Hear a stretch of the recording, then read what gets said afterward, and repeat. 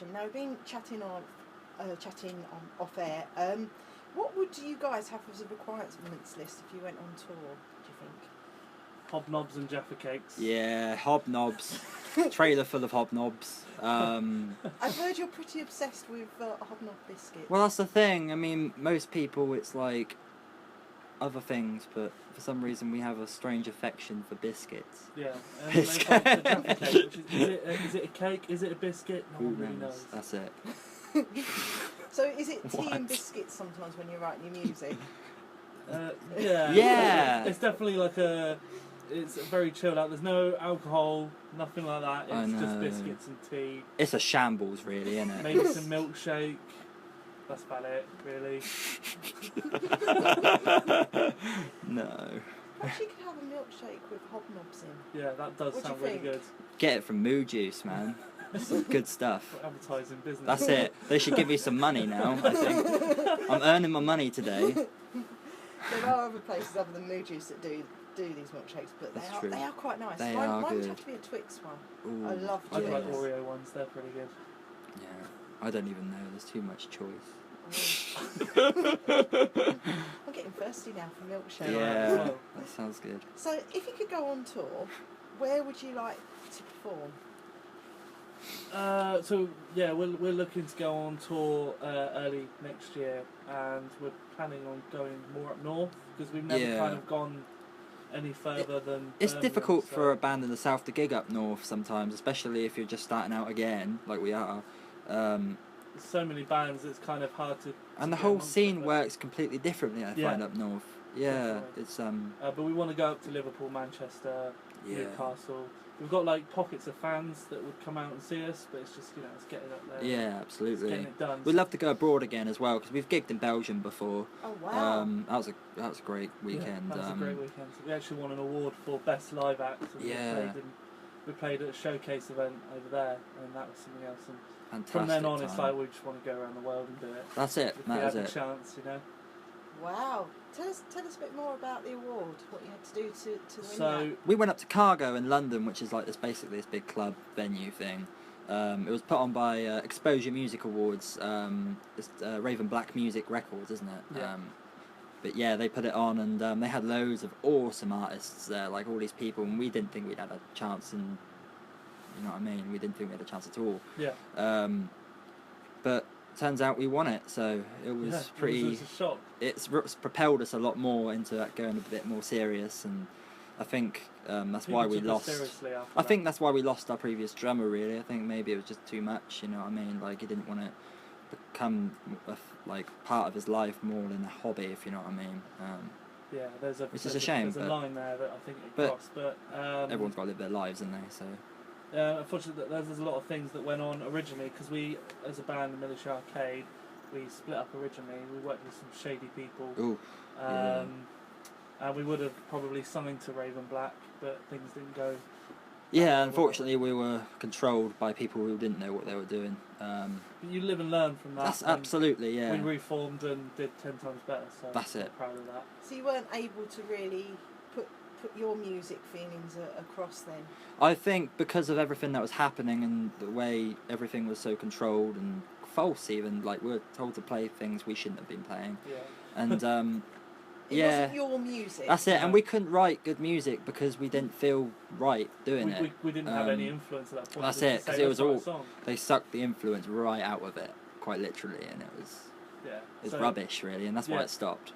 That's why it stopped in the first time. Yeah. The first time around. So it was nice to kind of come back and say, "Oh, we're going to do it again." And yeah, it was lovely, and then obviously we did do it again. It was a good success. We had a few BBC introducing gigs. We put closure to that project just by doing that, and that's kind of what we wanted to do. And now we can go and say, let's use everything we've learned and that's it. This is why this is quite exciting for us. Like we could do more than we ever could. Yeah. So yeah. I suppose it being a musician, you have to really put your heart and soul into it, and it has to be about what you want as opposed to what people are trying to mould you to. Definitely. That's it. And sometimes that can affect you negatively, but to be honest, it's better that than not even doing it like to your own sort of feelings in it and not putting your own passion into it, because you know, there's a lot of musicians out there that just play what's popular, and that it's a waste really, because they are talented, and I think people should write more what's coming from them, if you know what I mean. People need to write their own music a lot more. Yeah,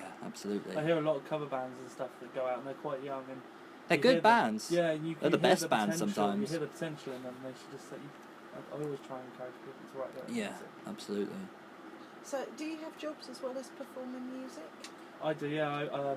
I work for HP, so I do computer and techie stuff on the side. Oh wow! So you could have a bit of techno in the music at some point. Yeah. But like a lot of the guys I work with are all quite like into it, and they come and listen at gigs and things like that. So yeah, nice that was kind of like the start of a fan base really, because every time I go into work they're like, oh, where are you playing this? Yeah, it was nice to have. There's a lot of support come from that. I'm between jobs at the moment, of course. Now I used to work at Prize Court in Hermitage, working with autistic children, that sort of thing.